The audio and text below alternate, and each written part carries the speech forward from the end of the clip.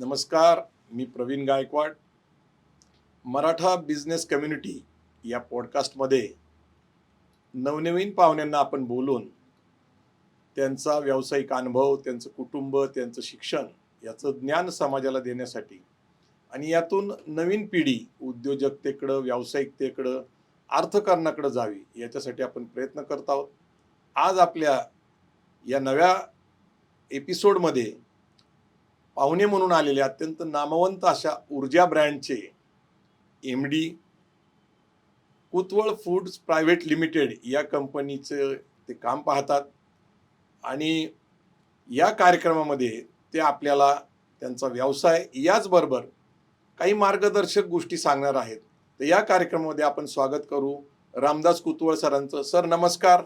नमस्कार. आम्ही आपल्या कार्यक्रमामध्ये आपलं स्वागत करतो. प्रथम आम्हाला आपलं जाणून घ्यायचं आहे की आपण अत्यंत एका छोट्या गावातनं म्हणजे मांडवगण फराटा या गावातनं आपण येता. कुठलीही व्यावसायिक पार्श्वभूमी नसताना अत्यंत कमी शेती, बऱ्याच वेळा असं मी ऐकलंय की आपलं कुटुंब आपल्यासहित रोजंदारी कामावर जात होतं, कष्ट करत होतं, दुसऱ्याच्या शेतात काम करत होतं. अशा वेळेस ऊर्जासारखा अत्यंत नामवंत brand Kutwal foods private limited, तसं बघितलं तर कुतवळ फूड प्रायव्हेट लिमिटेडचे अनेक प्रोडक्ट्स आहेत. म्हणजे खरं जर सांगायचं म्हणलं तर ऊर्जाचं पाणी या महाराष्ट्राला माहिती आहे, वॉटर बॉटल्स, आणि ऊर्जाचं ताक, हे दोन गोष्टी अत्यंत प्रसिद्ध आहे. पण हा मोठा प्रवास आहे. आम्हाला पहिलं जाणून घ्यायचं आहे. प्रथम मी दादा आपलं अभिनंदन करतो की नवीन उद्योजकांनी पुढे यावं, नवनवीन उद्योग करावेत, यासाठी त्यांना मार्गदर्शन व्हावं म्हणून असं उद्योजकांना बोलवायचं आणि त्यांचे अनुभव यांच्यासमोर ठेवायचे, या प्रकारचा अतिशय स्तुत्य एक उपक्रम आपण चालू करताय. त्यामुळं पहिली गोष्ट आपलं अभिनंदन करतो मी. Thank you sir. एक संस्कृतमध्ये सुभाषित आहे, न चोर हार्यम न चराज हार्यम न भ्रातृभाज्यम नष्ट भारकारी व्यये कृत्ये वर्धतैव नित्यम विद्याधनम सर्वधनम प्रधानम. त्याचा अर्थ असा आहे की चोर ज्याचं चोरी करू शकत नाही, राजा हरण करू शकत नाही, भावाभावात वाटप होत नाही, असं विद्या हे ज्ञान असं आहे की ही संपत्ती अशी आहे की दिल्याने वाढते.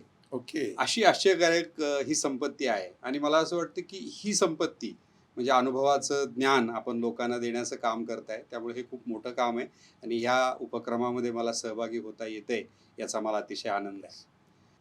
मला आठवतं की माझं पहिलं घर जे मला आठवतंय ते एक कोपी होतं आणि हळूहळू मग टेल्कोमधलं एज्युकेशन खूप उत्तम पद्धतीने पुढे जात होतं. बरोबर. टेल्कोच्या हॉस्टेलमध्ये अप्रतिम मेस होती. 16-17 ते साधारण 20 अशी वयोगटाची मुलं होती. या मुलांच्या ह्या वयोगटामध्ये त्यांनी काय खाल्लं पाहिजे, किती खाल्लं पाहिजे, किती कॅलरीज मिळाल्या पाहिजे, याचं कॅल्क्युलेशन करून डाएट ठरवला जायचा. आणि जिथं उपासमार कधीतरी उत्तम जेवण मिळणार तिथपासून थेट हे. त्यामुळे हा Diet आकर्षणाचा हे अतिशय खूप छान असे स्वप्नवत दिवस होते टेल्कोमधले. ग्राउंड्स उत्तम होती. ओके. अप्रतिम सर्व मुलांना फिजिकल एज्युकेशन दिलं जायचं आणि ह्या सगळ्या याच्यात टेक्निकल एज्युकेशन दरवर्षी वेगवेगळं आणि हॉस्टेलचं जीवन असं करत टेल्कोमधला तो 4 वर्षाचा कालखंड होता. माझा मिलराईट मेकॅनिक नावाचा कोर्स होता. 82 ते 86 हा 4 वर्षाचा कोर्स माझा संपला आणि मला असं वाटतं की त्या 4 वर्षामध्ये टेक्निकल एज्युकेशन जे काही टेल्कोमध्ये शिकवलं, त्यापेक्षाही टेल्कोचं मॅनेजमेंट कसं चालतं, टेल्कोमध्ये वेलफेअरला किती कदर करतात, टेल्कोला माणसांची किती किंमत असते, तर या सगळ्या गोष्टी अशा थोड्याशा शिकायला आणि समजायला अवघड होत्या त्या वयातल्या. 17-18 वयाचा म्हणजे 20 वर्ष माझं वय असताना मी माझा कोर्स संपवला. परंतु हे खूप चांगलं होतं आणि त्या कोवळ्या वयात जे काही शिकवलं गेलं ते खूप मला वाटतं की कोरलं गेलं, तुमच्यावर संस्कार होऊन गेले. संस्कार झाले. म्हणजे ते एवढे संस्कार आहेत की मी नेहमी सांगतो की आपण शिवाजी रोडनी जाताना दगडूशेठच्या मंदिराकडून गेलो आणि आपण दर्शनाला थांबलो नाही, तरी गाडीतल्या गाडीत हळूच आपलं असं हे होतं, नमस्कार करतो आपण आणि आपली मान झुकते. तेवढ्याच अदबीनी, तेवढ्याच रिस्पेक्टनी टेल्कोच्या गेट समोरून जेव्हा कधी मी जातो तर कारमध्ये माझं मान असं झुकतं की आपण एखाद्या मंदिराच्या समोरून चाललोय. तेवढ्या उत्तम आणि हृदयाला जवळ असणाऱ्या आठवणी त्या टेल्कोमधल्या आहेत टाटांचं कॉन्ट्रीब्युशन या देशासाठी प्रचंड मोठे, म्हणजे अगदी जमशेदजी टाटापासून पहिला त्यांनी कारखाना काढला भारतामध्ये, आणि टाटांना हा कारखाना काढण्यासाठी महाराजा सयाजीराव गायकवाड बडोदा यांनी आर्थिक मदत केली होती. हे खूप महत्वाचं आहे. आणि नंतर मी अलीकडच्या काळामध्ये भारतरत्न रतन टाटा आणि यांचं सोशल कॉन्ट्रीब्युशन फार मोठं आहे. SRAच्या माध्यमातून प्रचंड योगदान देतात ते. तर टाटा या कंपनीबद्दल अखंड भारताला प्रचंड अभिमान आहे. आता आपला जो व्यावसायिक प्रवास कसा सुरू झाला, नेमकं कुटुंबाची परिस्थिती एकतर खालाकीची आहे, घरामध्ये कुठला उद्योग नाहीये, तसं you are first generation entrepreneur. व्यवसायाचा कसा प्रवास सुरू झाला? सांगतो. 86 साली टेल्कोमधलं एज्युकेशन संपलं आणि त्यावेळेस आर्थिक मंदी होती. त्यामुळं टेल्कोमध्ये शिकलेले सगळेच्या सगळे विद्यार्थी हे टेल्कोमध्ये नोकरीला घेतले जायचे, परंतु त्या वर्षी मात्र नोकरीला घेतले गेले नाहीत. हो. त्यामुळं मी 2 वर्ष कायनेटिकमध्ये आणि PMT ट्रॉब नावाची एक कंपनी तिथं थोडंफार नोकरी केली आणि नंतर काय मंदीचा वगैरे काळ होता का? मंदीचा काळ होता, ओके, आर्थिक ओके. मंदी होती आणि त्यामुळं ट्रक्स कमी विकल्या जायच्या. साहजिकच त्यावेळेस फक्त ट्रक्स बनवल्या जायच्या टेल्कोमध्ये. बर. आणि मग 88च्या दरम्यान पुन्हा टेल्कोमध्ये स्मॉल कार सेगमेंट हे सुरू केलं. टाटा मोबाईल, टाटा इस्टेट तोपर्यंत नव्हतं. तोपर्यंत नव्हतं. त्याची सुरुवात केली गेली आणि त्या दरम्यान पुन्हा वॅकन्सीज निघाल्या. पुन्हा टाटामध्ये बोलवलं गेलं आणि मी पुन्हा जॉईन झालो. वर्षभर तिथं पुन्हा नोकरी केली. त्या दरम्यान राजन नायर चा Union leader. कामगार लढा हा खूप गाजला. मला पहिल्यापासून भाषणं ऐकायला आणि करायला खूप आवड होती. अच्छा. त्यामुळे मी राजन नायरकडे आकृष्ट झालेलो होतो. राजन नायरचा खूप माझी त्यांची प्रभाव चांगली होता. मैत्री होती, प्रभाव होता. 1982चा वगैरे काळ आहे का? हा 84? 88-89चा काळ. Okay, okay. आणि त्या दरम्यान थोडासा त्यांच्याशी असोसिएटेड होतो. तर तो लढा संपल्यानंतरही मला असं वाटलं की यात आपलं नाव थोडंसं युनियन ऍक्टिव्हिटीमध्ये गेलंय, त्यामुळं टेल्कोमध्ये कितपत आपलं आयुष्य पुढे आता चांगलं राहील. कारण तोपर्यंत थोडासा हुशार विद्यार्थी म्हणून चांगल्या ग्रेडने आणि नाव चांगलं असणारं असं करिअर गेलेलं होतं. तर हे करिअर थोडंसं धोक्यात असू शकेल इथून पुढे, असं काहीतरी वाटलं आणि त्यावेळेस मग मनात विचार यायला लागले की आपण काहीतरी व्यवसाय करावा. नाही, राजन नायरांच्या आंदोलनामधून बरेच लोक बाहेर पडले. बरोबर. म्हणजे त्याच्यामध्ये एक दशरथ जाधव आहेत, SP ट्रेडर्स, सिमेंटचा व्यापार आणि स्टीलचा व्यापार प्रचंड मोठा करतात. त्यांचे काही मित्र ते leader होते, त्याच्यानंतर Union leader होते. गायकवाड, बरेच लोक त्यांच्या- बाहेर आले हा. आणि त्यातनं ते उद्योजक तयार झाले खरं म्हणजे. पण मला इथं एक नमूद करायचंय की हेवी व्हेकल्स बनवत होती टाटा. नंतर आपल्याच काळामध्ये मग ती टाटा इस्टेट नावाची गाडी आली. ती खूप प्रसिद्ध गाडी होती. टाटानी ती पहिली गाडी आणली, त्यानंतर सुमो नावाची गाडी आणली. बरोबर. सुमंत मुळगावकर यांच्यामुळे त्याला नाव सुमो सुमो. दिलं गेलं होतं, शॉर्ट फॉर्म हो. त्याचं होतं. ती एक प्रसिद्ध गाडी होती. त्या दोन्ही गाड्या आम्ही घेतल्या होत्या. क्या बात. म्हणजे टाटा इस्टेट बी घेतली, नंतर सुमोही घेतली. सुमो प्रचंड वापरली. नंतर आली इंडिका गाडी, मग इंडिगो.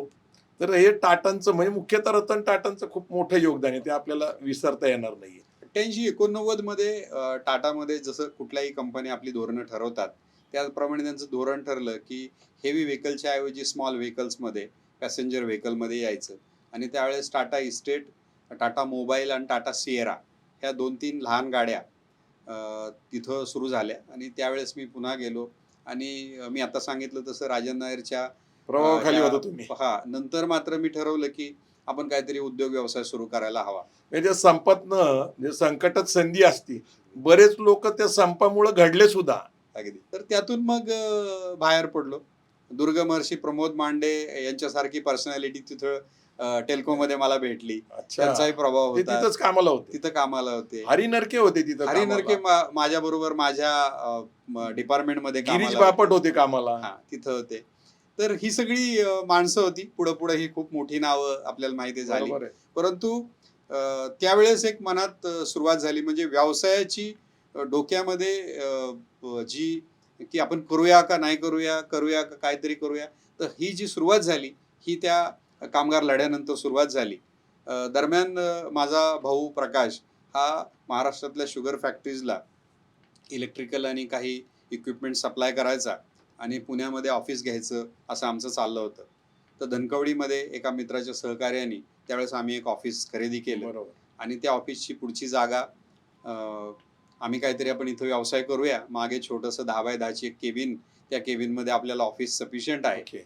असं वाटल्याने ते ऑफिस दिवसभर चालवायचं आणि मग बाहेर काहीतरी करूया असं विचार सुरू झाले. आणि तिथून खरं तर टेल्कोमध्ये नोकरी करणारा एक कर्मचारी ते उद्योग सुरू करणारा उद्योजक हा पहिली पायरी प्रवास सुरू तिथं झाला. सुरू झाली. तर तिथं त्यावेळेस आम्ही विचार सुरू केला की आपण काय उद्योग करायचा. तर भारती विद्यापीठ नव्याने तिथं चांगलं खूप प्रसिद्ध होत नावारूपाला होतं, आलं होतं. नावारूपाला आलं भारती होतं. विद्यापीठ. आणि अनेक विद्यार्थी, विशेषतः महाराष्ट्राच्या बाहेरचे विद्यार्थी तिथे फिरताना सगळे आजूबाजूला दिसायचे. डॉक्टर पतंगराव कदम यांनी खाजगीकरणातनं शिक्षण द्यायचा ज्यावेळेस विचार झाला महाराष्ट्र सरकारचा, त्यावेळेस भारती विद्यापीठ नावारूपाला आलं आणि त्यातनं डिप्लोमा, इंजिनिअरिंग, MBA असे अनेक कोर्सेस ज्यांना खरं तर सरकारी कॉलेजमध्ये ॲडमिशन मिळत नव्हतं, त्याच्यामुळं भारती विद्यापीठ आणि लाखो मुलं शिकली. हे डॉक्टर पतंगराव कदमांचं सुद्धा योगदान आपल्याला लक्षात घेतलं पाहिजे. नक्कीच. तर त्या भारती विद्यापीठच्या जवळ शेजारी असल्याने बालाजीनगरमध्ये जिथं आमचं शॉप होतं, तिथं मी कपड्याचं दुकान सुरू केलं, की इथले हे जे विद्यार्थी आहेत त्यांची डिमांड असू शकते अच्छा. म्हणून कपड्याचं दुकान सुरू केलं. तर माझे मित्र मला नेहमी म्हणायचे की पुण्यात तू लेंग्यावर आला आणि आता तू लोकांना फॅन्सी फॅशन कपडे. शिकवतोस. तर असा प्रवास आहे. नशीब तुम्हाला कुठे कर्म तुमचं घेऊन काय जातं. नाव होतं दुकानाचं? पिकअप कलेक्शन नावाचं दुकान होतं. ते आजही आहे. अच्छा. पण आम्ही बघत नाही, आता दुसरं कोणीतरी बघतात. Okay, okay. आम्ही ते विकून टाकलं नंतर कालांतराने. तर ते दुकान चालवत असताना मी ते दुकान चालवायचो आणि भावाला थोडीफार व्यवसायाला हेल्प करायचो. तर हे सगळं चालू असताना पुढे साधारण 90 च्या दशकामध्ये एक 10 एक वर्ष मी दुकान चालवलं. दरम्यान सुवर्णा निकम यांच्याशी माझा विवाह झाला. आणि 90च्या दरम्यान बबनराव पाचपुतेंची आणि माझ्या मोठा भाऊ प्रकाश याचा परिचय झाला. तो काष्टीला त्यांनी तोपर्यंत ITI मधलं शिक्षण घेऊन तिथं घड्याळाचं दुकान टाकलं होतं. अच्छा. आणि काष्टीला? त्यांनी वॉच मेकिंगचा ट्रेड केला होता. बरं. त्यामुळे त्यांनी घड्याळाचं दुकान तिथं टाकलं होतं. आणि तो फोटोग्राफी करायचा त्याचबरोबर. बर. तर फोटोग्राफी करता करता त्यावेळेस बबनराव पाचपुतेंकडे श्रीगोंदा सहकारी कारखान्याची सत्ता होती. आणि मग ते, अरे हा चुणचुणीत मुलगा आहे, हा जरा चांगलं काम करतोय, तर त्यांनी तिथं फोटोग्राफीच्या वगैरे कामं द्यायला सुरुवात केली. मग थोडीशी परिचय चांगला झाला. मग आमची कुटुंबाची एकमेकांचे संबंध येणं नातेवाईक जाणं पण झाले तुमचे. सुरू झालं. पुढे मग नातेवाईक झालं. त्यांच्या बहिणीची मुलगी धाकट्या भावासाठी माझी वहिनी आहे, बरोबर. ती माझ्या घरात आली. तर अशा प्रकारे काष्टीतून पाचपुतेंच्या बरोबर संपर्क आला. आणि पुढे 90च्या दरम्यान पाचपुते साहेब कधीतरी एकदा इस्रायलला गेले आणि बरं. तिकडून आले. ते डोक्यात कॉन्सेप्ट घेऊन आले की आपल्याला डेअरीचा व्यवसाय सुरू करायचा. अच्छा, डेअरी फार्मिंग. डेअरी फार्मिंग सुरू करायचं. आणि मग त्यांनी काही त्यांच्या सहकार्यांना, त्यांच्या धाकटे बंधूंचा खूप मोठा वाटा आहे, सदांना पाचपुते, की ज्यांचं कॉन्ट्रीब्युशन खूप मोठं आहे या उद्योगामध्ये. साई कृपा डेअरी प्रायव्हेट लिमिटेड नावाची कंपनी, ज्याचा कृष्णाई नावाचा ब्रँड होता, तो ब्रँड सुरू केला. माझा मोठा भाऊ त्यात डिरेक्टर होता. बरं. आणि ही सगळी 7-8 मंडळी काष्टीची, आणि त्यांनी पैसे उभे करून काही लोन्स घेऊन मग तो व्यवसाय सुरू केला. परंतु तिथपर्यंत डेअरी उद्योगाशी माझा काही संबंध नव्हता, कारण मी माझं कपड्याचं दुकान चालवत होतो. परंतु ह्या सगळ्या डेअरी सुरू करताना मग नाव काय असावं, मग त्याची स्टेशनरी कशी करायची, मग त्याचं नियोजन कसं करायचं, तर ह्या सगळ्या गोष्टीला मी हळूहळू त्यांना मदत करायचो, माझा काही थेट संबंध नसला तरी. नंतर जेव्हा त्यांचं प्रोडक्ट बाजारात आलं तेव्हा ते विकलं जात नव्हतं. मग मी काहीतरी सूचना करायचो की आपण असं केलं पाहिजे, आपण तसं केलं पाहिजे, आपण थोडंसं काड्या पेंट करूया का, आपण थोडंसं वेळेत देऊया का. तर हे सगळं करत असताना आम्ही म्हशीचं दूध घेऊन आलो होतो आणि कुठलाही नेमका अभ्यास केला नव्हता. व्यवसाय सुरू करायचा हे माहीत होतं, फक्त इच्छा होती. आणि मग मला सांगितलं की ठीक आहे. मी म्हटलं मी थोडा अभ्यास करतो त्याच्यावर. मग मी अभ्यास करायला सुरू केल्यानंतर लक्षात आलं की म्हशीचे त्यावेळेस ब्रँड, किंबहुना अजूनही डेअरी क्षेत्रातले हे सगळे कोयना काठचं, म्हणजे सांगली, सातारा, कोल्हापूर ह्या एरियातले जे म्हशीचे ब्रँड आहेत, तेच फक्त उत्तम म्हशीचे ब्रँड शहरात चालू आहेत. गोकुळ म्हणू शकतो कोल्हापूर, सगळे गोकुळ, वारणा, चितळे, कोटे, साने, हे सगळे म्हशीचे ब्रँड त्यावेळेस होते. हे सगळे तिकडचेच होते. आणि आमच्या एरियातून, जिथून आम्ही नगर किंवा पुण्याची नाशिक. पूर्व बाजू, बरोबर. सोलापूर या बाजूने सगळे काऊ मिल्कचे ब्रँड होते. काऊ मिल्क. अच्छा. आणि मग मी सुचवलं की आपल्याला काऊ मिल्क मध्ये यायला मोहिते पाहिजे. पाटलांचं होतं. मोहिते पाटलांचा खूप चांगला प्रसिद्ध ब्रँड होता तेव्हा. हम्म. तर हे सगळं दिल्यानंतर ते बोलले की काऊ मिल्क करायचं असेल शिवामृत नाव त्याचं. शिवामृत नावाचा ब्रँड होता अकलूजचा. तर हे सगळं चालू असताना मग मी सुचवलं की आपल्याला गाईचा ब्रँड आणायला लागेल, अच्छा. का म्हशीचा ब्रँड तुमचा चालणार नाही. ओके. मग हे बोलले अरे हा आता मी विचारच केला नव्हता. मग गाईच्या ब्रँडसाठी होमोजेनायझर नावाची एक मशिनरी ॲडिशनल लागते, जी आमच्याकडे अगोदर नव्हती. म्हशीच्या दुधासाठी ती लागत नाही, त्याला फक्त पाश्चरायझर लागतो. मग ती मशिनरी घेतली गेली. गाईचं दूध जसं आलं तसं कृष्णाई ब्रँडनी उद्योगामध्ये खूप चांगल्या पद्धतीने भरारी मग काम घेतली. सुरू केलं. मग त्यावेळेस ते विक्रीचे प्रॉब्लेम सुरू झाले. अच्छा. मग त्यांचा कुणीतरी ड्रायव्हर यायचा, मग कुठेतरी तो रात्री झोपला, वेळेत पोहोचलाच नाही. मग मी पुण्यात असायचो, मला कुणीतरी फोन करायचं, तोपर्यंत लँडलाईन घरी आलेली होती. मग ती जा तिथे तो ड्रायव्हर झोपलेला आहे. मग मी उठायचो, मग मी काहीतरी सिस्टीम आपण लावूया. तर हे सगळं करता करता असं लक्षात आलं की मला मी दिलेल्या सूचना ह्या वर्क होत आहेत, की आपल्याला ह्यातलं थोडंफार कळतं. म्हणजे बऱ्याचदा आपल्याला एखादी गोष्ट कळत असेल तर ही आपल्याला समजतेच असं नाही. बरोबर. मी आपलं माझं कपड्याचं दुकान चालवत होतो, आनंदाने व्यवसाय ठीक चालला होता. परंतु हे सगळे सूचना करायला लागलो आणि त्या वर्क होतात असं म्हटल्यावर मला सदांना किंवा दादा, आम्ही पाचपुते साहेबांना दादा म्हणायचो, बरोबर. हे खूप सिरियसली ऐकायला लागले. मध्ये मीटिंगमध्ये बोलवायचे, अच्छा. रामला बोलवा, त्याचं काहीतरी म्हणणं ऐकून घ्या. आणि मला खूप छान वाटायचं की त्यांचं डायरेक्टर बोर्ड सगळं बसलंय आणि मला कोणीतरी बोलवलंय. मी लहान होतो. प्रेझेंटेशनसाठी. मला बोलवायचे, तुझं काय मत आहे सांग. मग मी काहीतरी मत सांगायचो.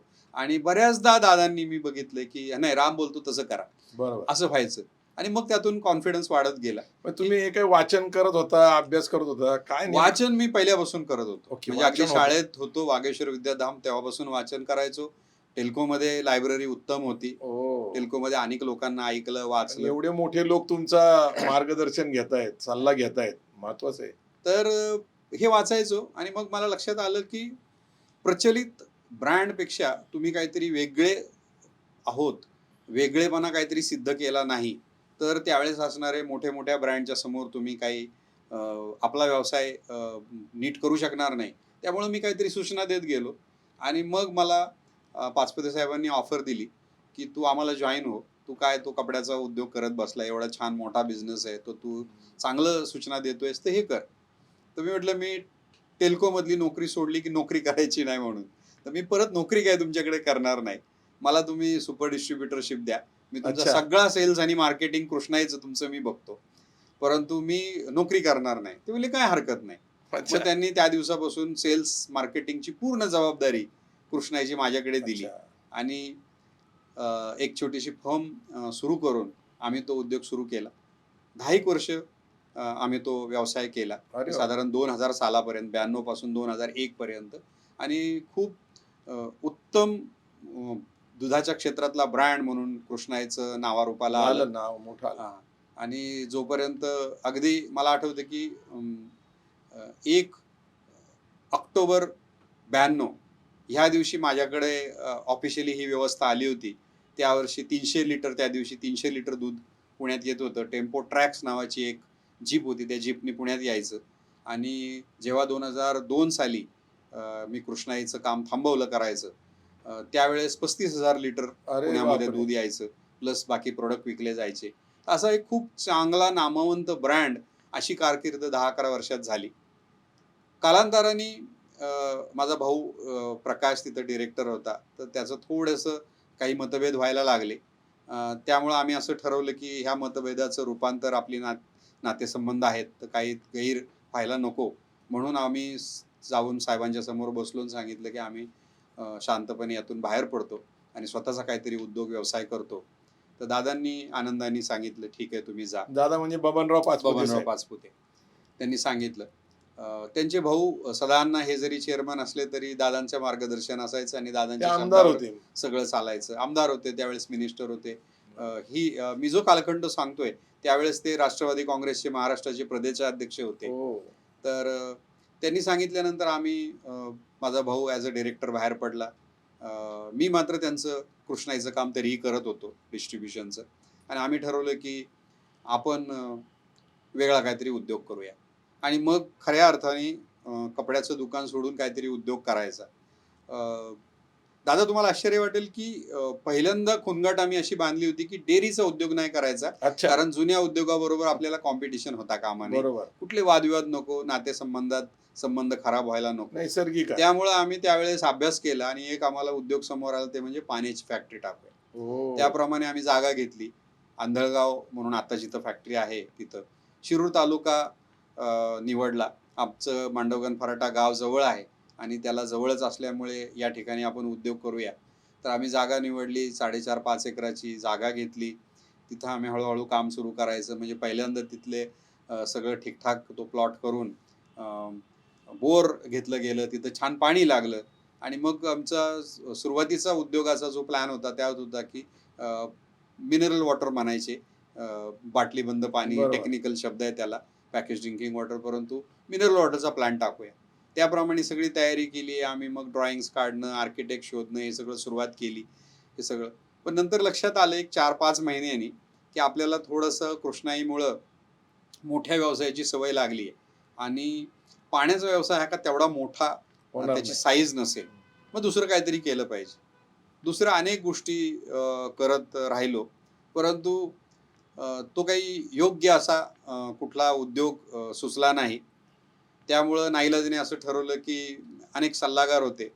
मला आठवतंय की आबा रावत त्यावेळेस रावत दूध नावाचं दूध हो, चालवायचे हो, आणि हो. आमच्या क्षेत्रामध्ये आबा रावत म्हणजे खूप हुशार आणि प्रदीप राऊतचे भाऊ. त्यांचे भाऊ. ओके. तर माजी प्रदीप रावत खासदार. त्यावेळेस खासदार होते. बरोबर. तर ते खूप हुशार म्हणून ओळखले जायचे आणि मी त्यांना खूप विद्यार्थ्यासारखा त्यांच्याकडे नेहमी यायचो की आबा असं करायचंय.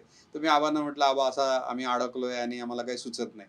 तर आबांनी मला आठवतं की त्यावेळेस सांगितलं की हे बघ, अनेक नवे नवे ब्रँड्स येत राहतात, इथून पुढे येत राहतील. तुम्हाला कृष्णाईला कॉम्पिटिशन करायची नाही, त्यांचे संबंध जपायचे, तर त्यांचे संबंध जपून पण तुम्हाला व्यवसाय करता येईल की. हो. काही ठराविक तुम्ही जर गोष्टी पाळल्या तर तुम्ही करू शकता. आणि मग आम्ही सिरियसली विचार केला की आपण 10 वर्ष जर डेअरीचा अनुभव घेतलाय आणि त्यातलं आपल्याला सगळं समजतं, हो. तर आपण डेअरी उद्योग करूया.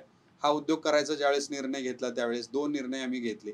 एक तर कृष्णाईमधला जुन्या कंपनीतला कुठलाही एम्प्लॉई घ्यायचा नाही कर्मचारी आणि नाही जुन्या घ्यायचा. कंपनीतला कुठलाही वितरक आपण आपला नेमायचा ब्रँड नाही. विकायला त्याच्याकडे जायचं नाही. ओके. तर हे 2 नियम ठरवले आणि मग आम्ही कामकाज सुरू केलं. प्लांट आमचा मग कुतुळ फूडची स्थापना झाली. ओके. ऊर्जा हा ब्रँड आम्ही ठरवला. किती साली? हे 2001 ला 2001 ला. आणि 2002 22 फेब्रुवारी 2002 ला मग ऊर्जाचा प्रारंभ झाला. बाचपुते साहेबच प्रमुख अतिथी होते. अच्छा. त्यांच्याच हस्ते उद्घाटन झालं आणि मग ऊर्जाचा प्रारंभ झाला.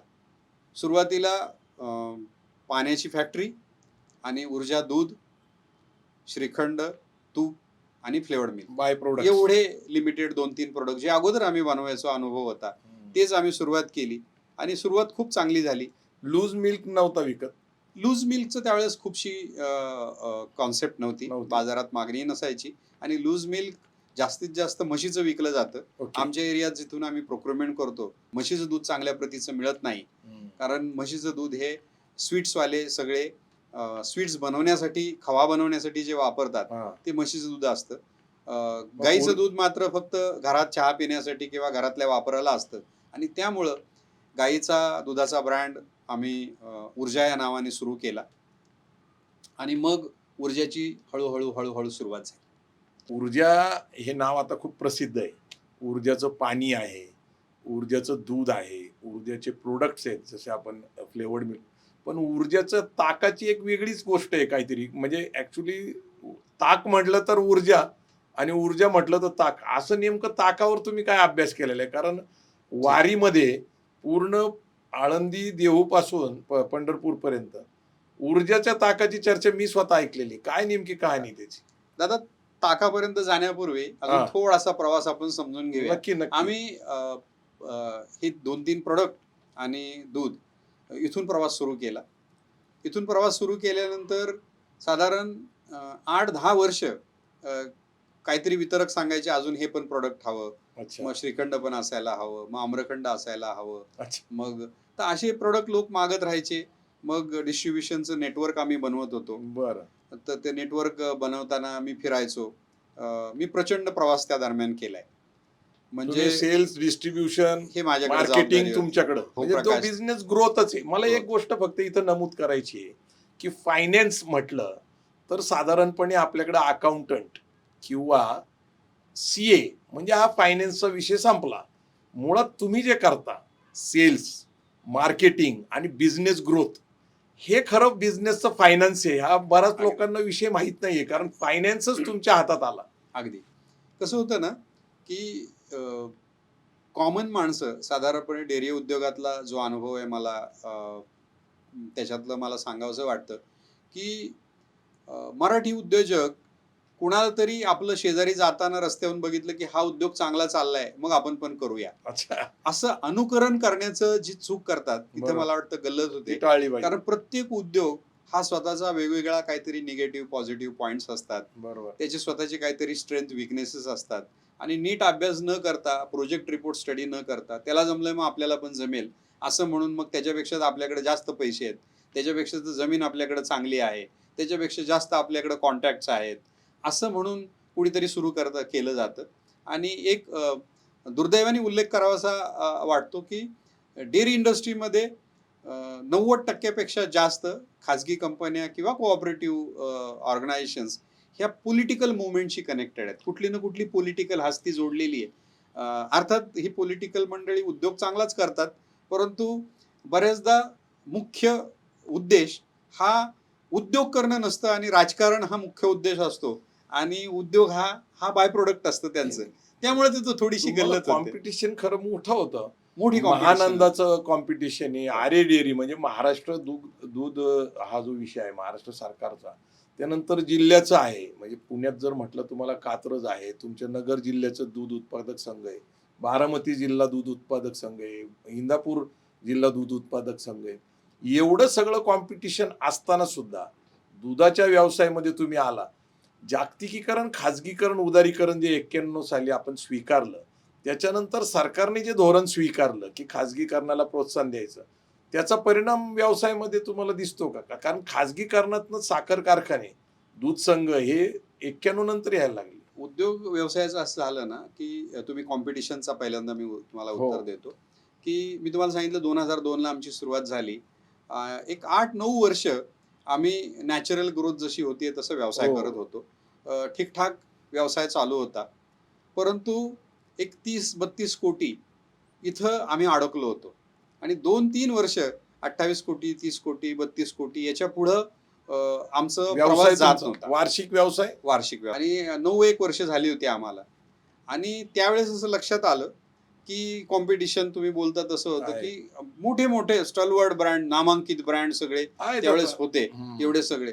ह्या सगळ्या ब्रँड्स बरोबर कॉम्पिटिशन करून आपण पुढे कसे जाणार?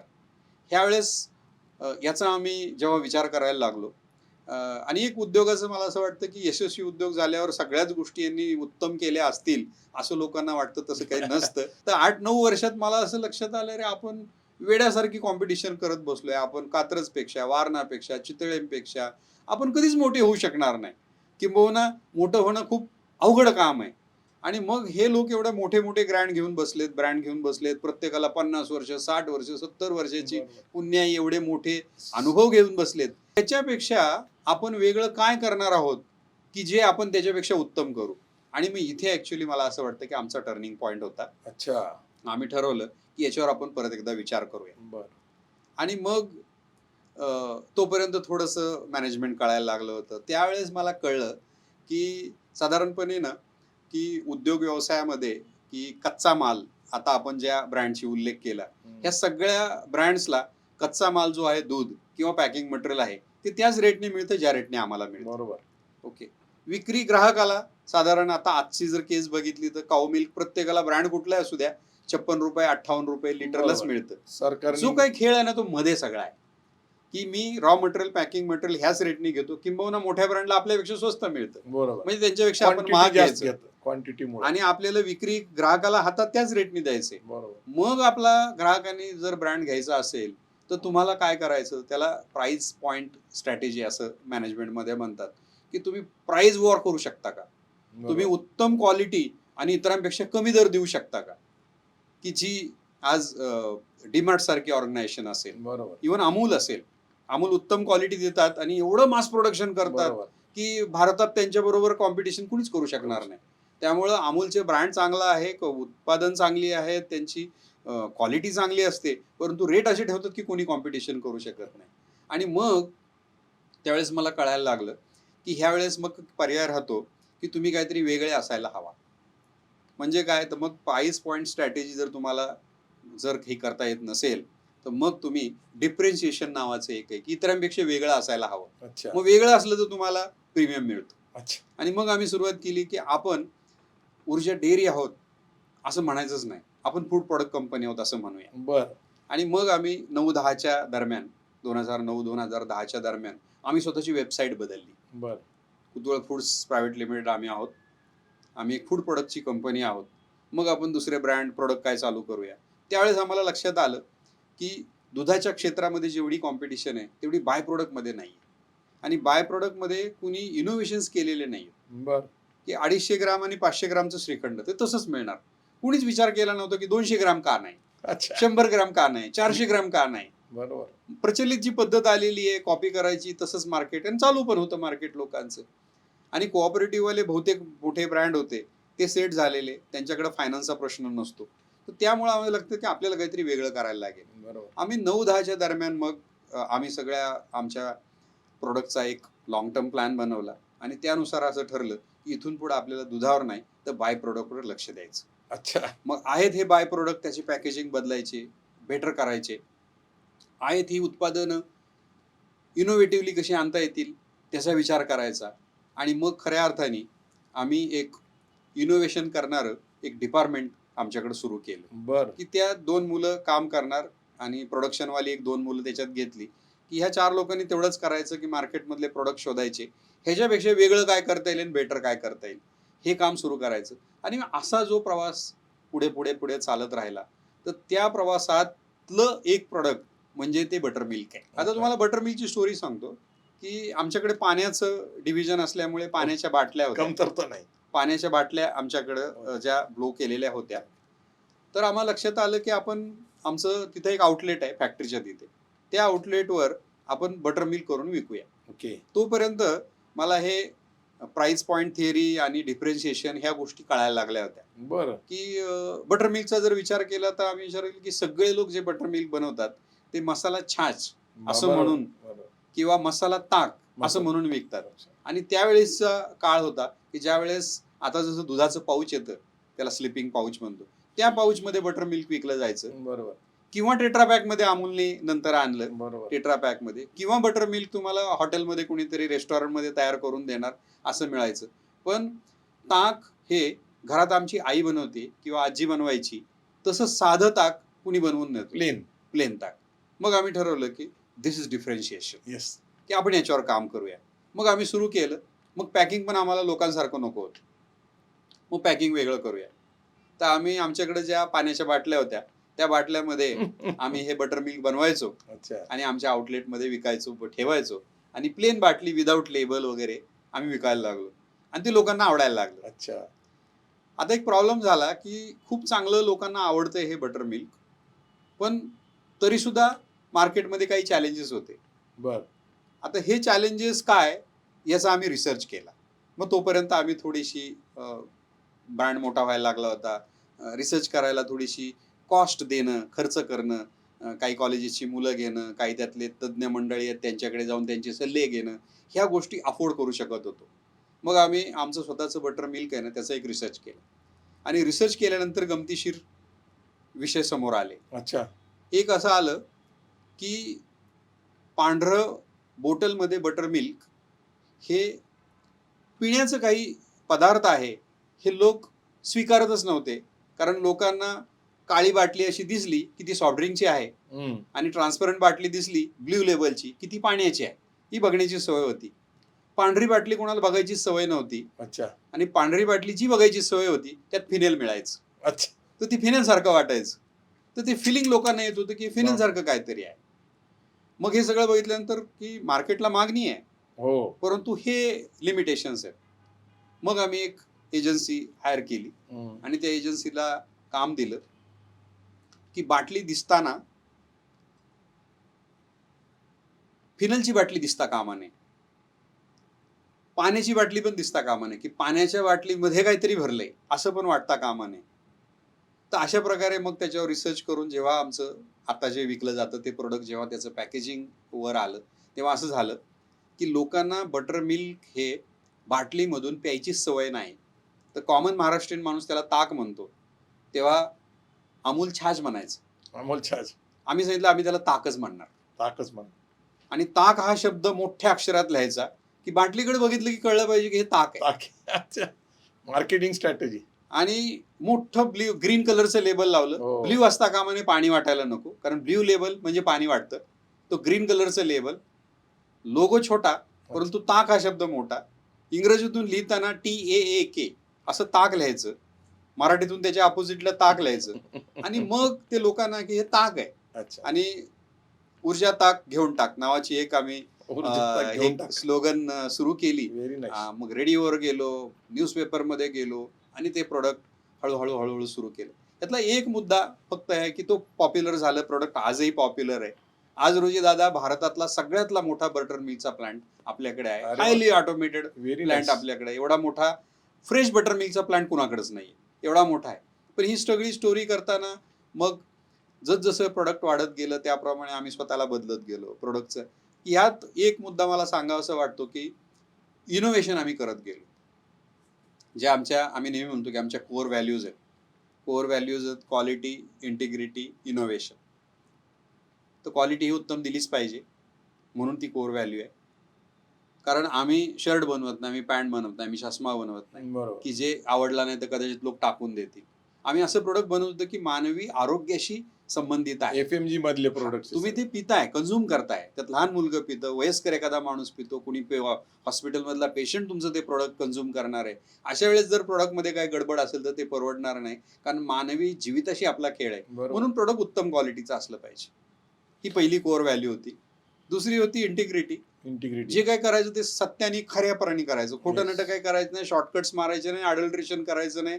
आपल्याला काही गडबड नाही, आपण हळूहळू धंदा मोठा करू.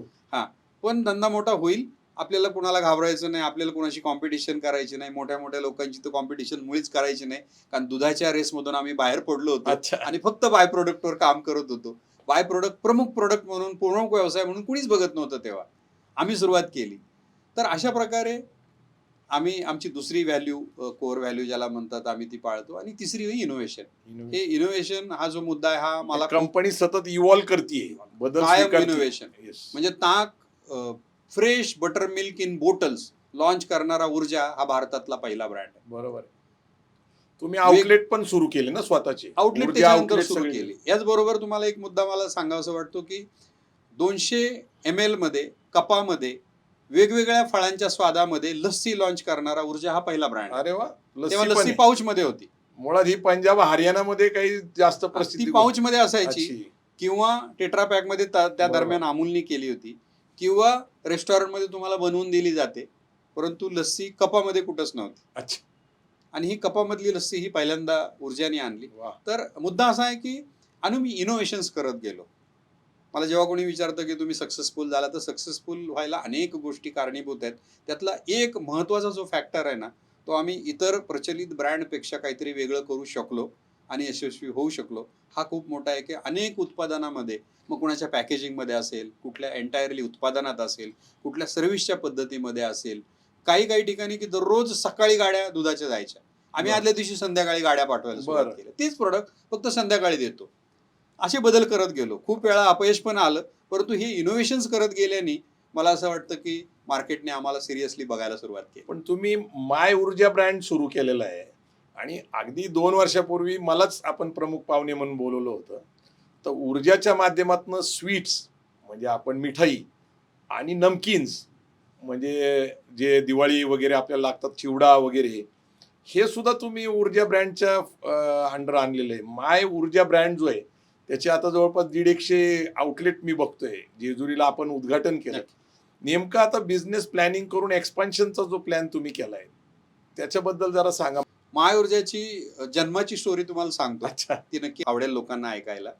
2005च्या दरम्यान सुपर मार्केट्स आणि मॉल संस्कृती आपल्याकडे बळ धरायला लागली. बरोबर 2000 सालापासून आली ती, पण 2005च्या दरम्यान सुरू अधिक झाली. विस्तारली ती. आणि मला आठवतं की सुभिक्षा सारखा ब्रँड असेल, किंवा बिग बाजार सारखं हे असेल, विशाल मेगा मार्ट नावाचा ब्रँड असेल, तर हे लोक त्यावेळेस मार्केटमध्ये रिटेल बाजारामध्ये यायला लागले होते.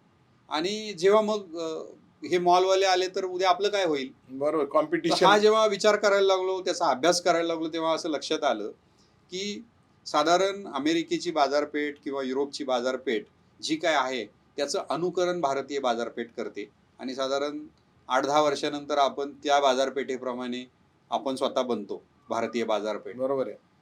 तिथल्या बाजारपेठेचा विचार जर करायचा असेल, अभ्यास करायचा असेल, तर असं लक्षात येतं, साधारण 2006-2008च्या दरम्यानचा हे काळ आहे, ज्यावेळेस आम्ही हा अभ्यास करत होतो. त्यावेळेस असं लक्षात आलं की रिटेल स्पेसमधली जी बाजारपेठ आहे ती साधारण 90 ते 95% ही ऑर्गनाइज सेक्टरच्या हातात आहे, युरोपमधली आणि अमेरिकेमधली. आणि 5% ही बाजारपेठ केवळ अनऑर्गनाइज सेक्टरच्या हातात आहे. बरोबर. व्हेअर ॲज भारतामधली बाजारपेठ ही 90% जास्त त्यावेळेस अनऑर्गनाइज सेक्टरच्या Unorganized हातात मध्ये. आहे. बरोबर आहे. आणि हार्डली 5 ते 10% ऑर्गनाइज सेक्टरच्या हातात आहे.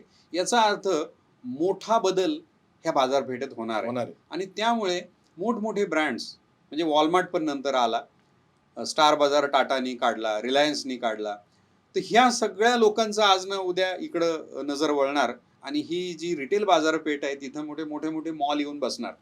तर हे बाजारपेठेतलं गणित आम्हाला दिसत होतं. दरम्यान एक बदल दिसत होता. मला असं वाटतं की प्रत्येक उद्योजकांनी हे लक्षात घ्यायला पाहिजे की जेव्हा आपण आपला उद्योग करतोय, इतर उद्योगात काय चाललंय हे पण डोळे उघडे ठेवून बाजारात तुम्ही कायम बघायला पाहिजे. त्यावेळेस मला आठवतंय की सुरुवातीला तुम्हाला आठवत असेल की तुम्ही जेव्हा मोबाईल पहिला घेतला तो कुठल्या तरी ओळखीच्या मित्राच्या दुकानातून घेतला असेल, बरोबर. की हा ओळखीचा आहे तो देतो.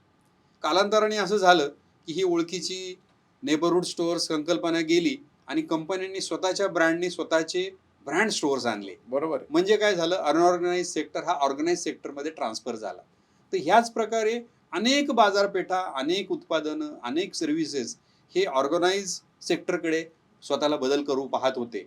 आणि त्यावेळेस मग हे जर एक सुपर मार्केट आलं तर आजूबाजूचे लहान दुकानदार आजारी पडतात. मग आपलं काय होईल.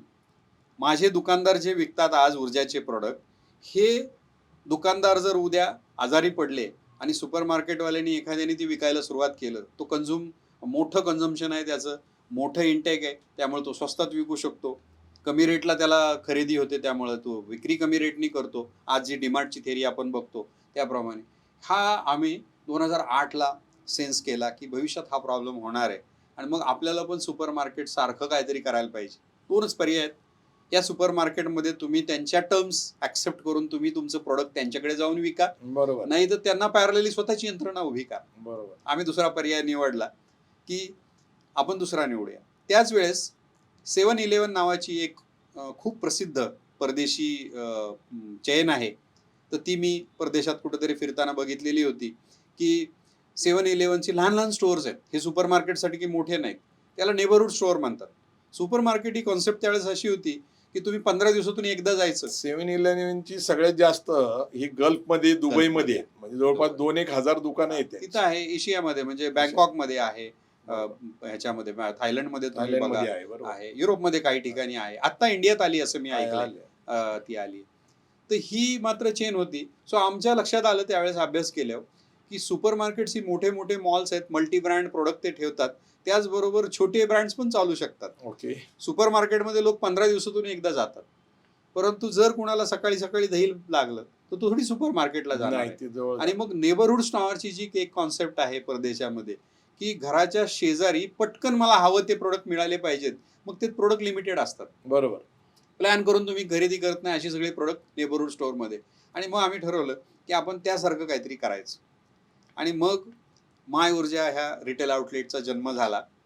त्याला आम्ही एजन्सीला ब्रीफ असं दिसलं होतं की आत गेल्यानंतर सुपर मार्केट सारखा फील यायला पाहिजे. सगळे प्रोडक्ट तुम्ही स्वतः बनवता, हा. ही मोठी गोष्ट आहे. त्यावेळेस आम्ही आईस्क्रीम बनवत नव्हतो. पण तुम्ही आता सॉफ्ट ड्रिंक बनवताय, मग मिठाई बनवताय, सगळे प्रोडक्ट मला वाटतं ते जवळपास 250च्या आसपास प्रोडक्ट आहेत. 250 पेक्षा जास्त SKU आहेत आता. 15-16 पेक्षा प्रोडक्ट लाईन्स वेगळ्या आहेत. वाव. तर माय ऊर्जाचा जन्म बेसिकली यातून झाला. आणि मग आम्ही असं ठरवलं की थोडंसं वेगळं काहीतरी अजून द्यायला हवं, ते प्रोडक्ट दुकान चालायला हवं, फ्रँचायझी दिलं तर त्याला भाडं परवडायला हवं. त्यावेळेस मग विचार करून आम्ही त्यावेळेस आईस्क्रीम लॉन्च केलं. तोपर्यंत आईस्क्रीम आउटलेटचं सस्टेनेबिलिटी पण तुम्ही होण्यासाठी विचार केला. आणि मग आजपर्यंत तो एक बदल चालूच आहे की अजून काय वेगळं करूया, अजून काय वेगळं करूया. आताही अजून त्याच्यावर आम्ही काम करतोय. बरं. पण मग 9-10च्या दरम्यान माय ऊर्जाची सुरुवात झाली आणि सुपर मार्केट सारखं दिसणारं छोटंसं मिनी मार्केट आणि घराच्या शेजारी, परंतु उत्तम प्रोडक्ट मिळणारं, उत्तम क्लीन ॲटमॉस्फिअर असलेलं. पूर्वीचा जो वाणी कॉन्सेप्ट होती की त्याच्याकडे आपण जाऊन खरेदी घ्यावं करायचो, सहजपणे. काउंटरवर उभा राहायचो आणि तो ते काढून द्यायचा. तिथंच तो गूळ विकतोय, तिथं त्याला माशा घोंगवतायत, त्याच्या शेजारी त्यांनी पॅक केलेलं प्रोडक्ट देतोय. ते आम्हाला चालायचं, आम्हाला काही प्रॉब्लेम नव्हता तेव्हा. हायजेनिकपणाचा विषय त्यावेळेस नव्हता. आता ग्राहक बदलला, ग्राहकाच्या पद्धती बदलल्या. त्यामुळं मग बदललेल्या ग्राहकाच्या ज्या गरजा आहेत त्या गरजा फुलफिल करणारी म्हणजे माय ऊर्जा. आणि मग माय ऊर्जेची सुरुवात झाली. एक एक एक एक करत बऱ्याच ठिकाणी अपयश पण आलं. मग आम्ही त्यात अभ्यास करायला लागलो की एखादं दुकान बंद पडलं, स्टोअर बंद पडलं तर का बंद पडतंय? मग तिथलं लोकल कस्टमर प्रॉपर आपण इव्हॅल्युएट केला नव्हता का? दुकान अगदी 4-5 पायऱ्या सोडून वर कुठेतरी आहे का? सिनियर पुन्हा अभ्यास सिटीजनला करायला वर सुरुवात जाता केला. येत नाही का? असे बारीक सारीक अभ्यास तर दररोजच करावा लागतो. हा अभ्यास केल्यानंतर मग आता ते मॉडेल आहे, 100 पेक्षा जास्त आउटलेट आता आहेत. अच्छा. आणि माय ऊर्जा रिटेल आउटलेट चेन Yes. ह्या नावाने ही चेन आहे. आणि ऊर्जाचा जो काही टोटल रेव्हेन्यू आहे त्यातला 23-24% रेव्हेन्यू आम्हाला ह्या चेनमधून येतो. वा. आणि ह्या चेनमध्ये आम्ही जास्त इन्व्हेस्टमेंट आजही करतोय, कारण आम्हाला पुढच्या 3 वर्षामध्ये हा 23-24% रेव्हेन्यू 25% घेऊन जायचा आहे. धोरणं ठरवताना हल्ली अगदी आखीव रेखीव प्रॉपर मॅनेजमेंट प्लॅनिंग व्यवस्थित सगळं आहे. करून ठरवली जातात. गुड. त्याची जबाबदारी दिली जाते, त्याचं इव्हॅल्युएशन केले जातं सगळं. त्यामुळं माय ऊर्जा याच्यावर आता हा जो ब्रँड आहे, रिटेल आउटलेट चेनचा ब्रँड, हा आम्ही आता वेगळ्या पद्धतीने वाढवतोय. आणि येणाऱ्या दिवसामध्ये महाराष्ट्रभर किंबहुना महाराष्ट्राच्या बाहेर पण हा ब्रँड आपल्याला दिसेल. समारोपाकडे जाताना एवढंच विचारायचं की ऊर्जा हे नाव आपण का घेतलं हे सांगितलं पाहिजे. आणि ऊर्जाचं आता विजन काय आहे, व्यावसायिक विजन, आणि तरुणांनी आता व्यवसायाकडे यावं, मराठा तरुणांनी उद्योग करावा, व्यवसाय करावा, अर्थकरण करावा, याच्यासाठी आपण मार्गदर्शन करावं आणि ऊर्जाचं विजन अधिक व्यापक किती आहे ते सांगावं. ऊर्जा याचं एक नुकतंच आम्ही घोषवाक्य, ज्याला ब्रँड की आपण म्हणतो ओ. मॅनेजमेंटच्या भाषेत, ती आम्ही बदलली. आणि आम्ही असं म्हणतो की ऊर्जा इंडिया का goodness booster. Goodness booster. Okay. तर आम्ही काय आहोत, ऊर्जेचे कुठलेही प्रोडक्ट आपण जर घेतले तर त्यातून एक तर ऊर्जा मिळते. ऊर्जा Okay. हा संस्कृत शब्द आहे की जी शक्ती मिळते तुम्हाला. पनीरमधून शक्ती मिळते, तुपातून शक्ती मिळते, दुधातून शक्ती मिळते. ह्या व्यतिरिक्त ऊर्जाचे जे प्रोडक्ट आहेत ना त्यातून आनंद मिळतो. म्हणजे कसं की तुमच्या घरी जर गेस्ट आले असतील तर तुम्ही सांगणार की जरा आईस्क्रीम घेऊन या. तुम्ही जेव्हा 4 मित्र एकत्र येतात तेव्हा सांगता आपण लस्सी घेऊया. कुठेतरी पाहुणा आला तर सांगतो आपण ताक घेऊन या. तर ऊर्जेचे जे जे प्रोडक्ट आहेत, स्वीट्स आहेत, घरात काहीतरी गोड चांगली बातमी आहे, कुणाची मुलांनी चांगले परीक्षेत मार्क पडले, चला पेढे घेऊन या, चला बर्फी घेऊन या, कुठलंही स्वीट घेऊन या. तर ऊर्जेचे जे काही प्रोडक्ट आहेत ना तर ते कन्झ्युम केले जातात जेव्हा तुम्ही आनंदी आहात, बरोबर. जेव्हा काहीतरी गेट टुगेदर आहे, जॉयनेस आहे, एन्जॉयमेंट आहे, गेट टुगेदर आहे, परिवार एकत्र आहे, अशा वेळेस आपण हे घेतो. आणि आम्ही म्हणतो की ऊर्जाचे प्रोडक्ट हे डेअरी प्रोडक्ट नाहीत, तर ऊर्जेचे प्रोडक्ट हे भूक भागवणारे किंवा तहान भागवणारे प्रोडक्ट आहेत. अच्छा. त्याच्या पलीकडे आपण बघायला हवं. आणि ही तहान आणि भूक भागवणारे आम्ही चांगले प्रोडक्ट देतो, जे प्रोडक्ट इधर तुम्हाला शक्ती देतं किंवा चांगुलपणा निर्माण करतं या जगात. 4 मित्र एकत्र आणतं, 4 नातेवाईक एकत्र आणतं. तुमचा आनंदाचा क्षण आम्ही सेलिब्रेट करायला आम्ही त्याचा सहभागी आहोत ऊर्जाचं प्रोडक्ट म्हणून. बरोबर. आणि म्हणून आम्ही का आहोत, आम्ही चांगुलपणा निर्माण करणारे आहोत. अच्छा. तुमचा बूस्ट करतो, चांगुलपणा तुमच्यात आहे, तो आम्ही बूस्ट करतो. म्हणून ऊर्जा हे इंडिया का गुडनेस बूस्टर. तर 5-6 स्टेट्समध्ये आता आम्ही आहोत. Yes, पुढील काही विस्तारलेले. वर्षामध्ये आम्ही पूर्ण भारत Pan India. किंबहुना त्याच्या बाहेरही आम्ही जाण्याचा प्रयत्न जगभर. करणार आहोत. आणि तुम्ही विजन म्हणाल तर आत्ता आम्ही काम कशावर करतोय, तर आपली जी काही 145-150 कोटी लोकसंख्या आहे त्यातली 70% लोकसंख्या ही युवकांची आपल्याला माहित आहे. तरुणांची. आणि म्हणतो की आपण हे जे युवक आहेत, हे तरुण आहेत, ही आमची संपत्ती आहे. बरोबर. आणि देश उद्या सुपर पॉवर जर बनला तर ह्यांच्या जीवावर बनणार आहे. मग आम्ही असं विचार करतो की आपण 30-35 वर्ष फूड प्रोडक्टमधली सिनियर माणसं जर आहोत तर आपल्यावर जबाबदारी आहे भारताची संपत्ती आहे, देशाची संपत्ती आहे युवक. मग युवकांनी काय खावं, युवकांनी काय प्यावं, त्यांनी उत्तम प्रोडक्ट कसे खाल्ले पाहिजेत, यासाठी आपणच विचार करायला हवा. आणि म्हणून आमच्यावर जबाबदारी असं आम्ही मानतो. येणाऱ्या काळामध्ये भारतातल्या युवकांना त्यांच्या लाईफस्टाईलप्रमाणे, त्यांच्या बदललेल्या सवयीप्रमाणे, त्यांच्या गरजा. गरजेप्रमाणे आम्ही वेगवेगळी प्रोडक्ट, म्हणजे प्रोटीन रिच प्रोडक्ट असतील, शुगर कमी असलेले प्रोडक्ट असतील, मग शुगर कमी त्याच्यासाठी म्हणतोय. बरोबर. तर हे सगळे प्रोडक्ट आम्ही डिझाईन करायचं आणि इनोव्हेशन करायचं, त्याच्यावर आमची डेव्हलपमेंटची टीम काम करते. पुढे येणाऱ्या दिवसामध्ये ऊर्जा हा ब्रँड उत्तम प्रोडक्ट देतच राहील. आमची जी काही कोर व्हॅल्यूज आहे त्याप्रमाणे खरेपणाने उत्तम प्रोडक्ट द्यायचे, इनोव्हेटिव्हली द्यायचे, हे करतच राहू. परंतु भारतभर पसरायचं हे आमचं धोरण आहे आणि त्या धोरणाला अनुसरून हे निर्णय घेतले जात आहेत. रामदास सर, आपण आमच्या पॉडकास्टमध्ये आपण आला. मराठा समाजाच्या तरुणांना नवीन ऊर्जा तुमच्या निमित्ताने मिळेल, उद्योजक होण्यासाठी, व्यावसायिक होण्यासाठी. तरी आपण या ठिकाणी आला त्यासाठी धन्यवाद. जय जिजाऊ, जय शिवराय. धन्यवाद.